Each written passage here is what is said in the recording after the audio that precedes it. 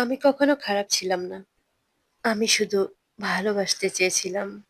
একটা মানুষকে নিজের সবকিছু ভেবে বিশ্বাস করেছিলাম। সে যখন বলতো, "আমি তোমাকে অনেক ভালোবাসি। তোমাকে ছাড়া আমি বাঁচব না।"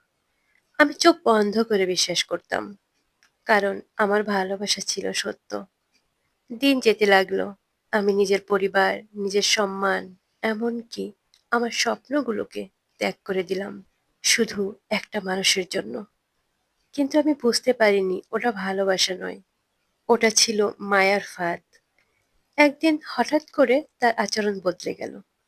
উপস্থিতি কম, সময় কম, ভালোবাসা কম, আর অজুহাত বেশি। আমি কাঁদতে কাঁদতে জিজ্ঞেস করতাম, আমি কি কিছু ভুল করেছি? কিন্তু উত্তর আসতো না, শুধু নীরবতা। তারপর একদিন আমি জানতে পারলাম আমি একা না, আরো অনেকের সাথে একই গল্প চলছে। আমার ভালোবাসা ছিল একার, ছেলেটার ছিল অনেকজন। সেদিন আমি ভেঙে পড়িনি, আমি শেষ হয়ে গেছিলাম। কারণ আমি শুধু একটা মানুষকে হারাইনি, আমি হারিয়েছি নিজের বিশ্বাস, নিজের আত্মসম্মান, নিজের পুরো পৃথিবীটা।